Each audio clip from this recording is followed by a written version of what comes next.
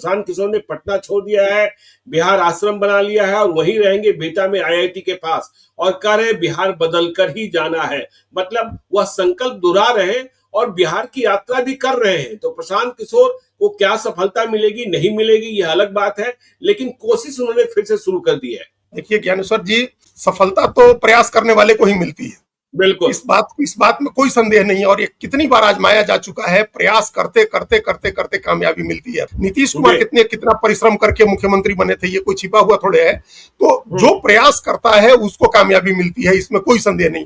हो सकता है कि कुछ लोग बिना प्रयास किए कामयाब हो जाते हो, या कुछ लोग प्रयास करने के बाद भी कामयाब नहीं हो पाते हो, लेकिन ऐसे बड़े लोग जो कामयाब हुए, जिनकी कामयाबी अस्थायी रही, वो सब प्रयास करने वालों को ही हुई मिली। हम लोगों ने तमाम लोगों को देखा है। और यात्राओं पर तो काम करने की जरूरत है। हमने सुना कई लोग काम कर रहे हैं यात्राओं पर, गांधी और विनोबा की यात्रा से लेकर के, और अभी चंद्रशेखर, उसके बाद जो राहुल गांधी की भारत जोड़ो यात्रा हुई, ऐसी तमाम यात्राओं, उस तरह की यात्रा कर रहे हैं प्रशांत किशोर, लोगों को जोड़ रहे हैं और लगातार एक ही चीज पर हैमर कर रहे हैं कि उन्होंने फिर कहा कि आप अगर अपने बच्चों का मुंह देख करके वोट नहीं करेंगे तो फिर जो हो रहा है ऐसी चीजें आपको देखने को मिलेगी।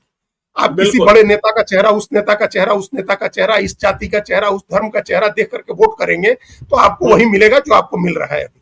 अपने बच्चों का चेहरा देख करके वोट करिए। तो कितने दिनों तक लोग इस बात को अनसुना करेंगे, कितने दिनों तक इस बात की अनदेखी करेंगे? अल्टीमेटली तो उनको समझ में आएगा ना। प्रशांत किशोर पहली बार जब ये बात कह रहे थे तो सबको लगा कि अरे अभी नए नए आए हैं, फिर चले जाएंगे, तो इतने बड़े आदमी है।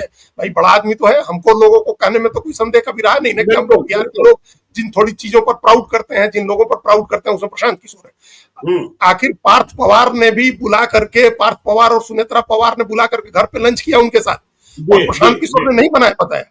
पार्थ पवार और सुनेत्रा पवार ने सार्वजनिक किया, लोगों को बताया कि घर पे हमने बुलाया, हमारे यहाँ घर पर आए लंच करने, और दादा के जमाने से, मतलब अजीत पवार के जमाने से हमारे फैमिली के फ्रेंड है। तो कितने लोग हैं बिहार में जिनको पवार, शरद पवार का परिवार कहता है कि हमारे पारिवारिक मित्र हैं, फैमिली फ्रेंड है। कितने लोग हैं जिनको विजय फिल्म स्टार, सुपरस्टार अपना भाई कह के बुलाते हैं। तो ये उनके पास एक हैसियत है, एक क्षमता है, उन्होंने प्रूव किया है।